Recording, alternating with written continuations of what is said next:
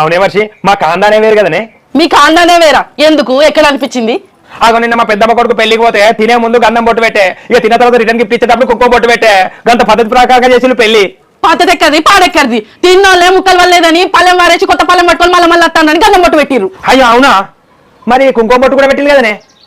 కుంకుమ బొట్టు పెట్టిరు అంటే రిటర్న్ గిఫ్ట్ ఇచ్చే ముందు పెట్టిరు. ఒక్కొక్కరు టిఫిన్ డబ్బాలు మంచిగా ఉన్నాయని మళ్ళీ వచ్చి టిఫిన్ డబ్బాలు తీసుకుపోతారు. అందుకని కుంకుమ బొట్టు పెట్టిన వాళ్ళు వాళ్ళకి వెళ్తారు కదా. వాళ్ళు ఒకసారి పట్టుకోవాలి మళ్ళీ కుంకుమ బొట్టు ఉంటే పట్టుకోవాలంటే కదా, అందుకనే పెట్టిరు. పద్ధతి తప్పడా?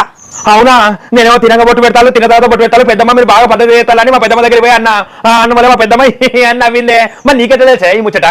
నాకెట్లా తెలుసు అంటే పల్లెంలో ముక్కలు వాళ్ళేవు సరిపోలేదని ఆ పల్లెం వారేసి కొత్త పల్లెం పట్టుకొని పోతే నీకు గంధ బొట్టు ఉన్నది మళ్ళీ ఎందుకు వచ్చినావు అని అన్నారు. ఇజ్జత్ పోయింది. సపరాగానే ఊకున్నా. ఇక టిఫిన్ డబ్బాలు బందోబస్తు మంచిగా ఉన్నాయి, ఇంకోటి అందుకపోదామని లైన్లో నీళ్ళ పడితే నీ కుంకుమ బొట్టు ఉన్నది కానీ మళ్ళీ ఎందుకు వచ్చినావు సపరా పోని అన్నారు. ఇంకా పద్ధతి అంటాను.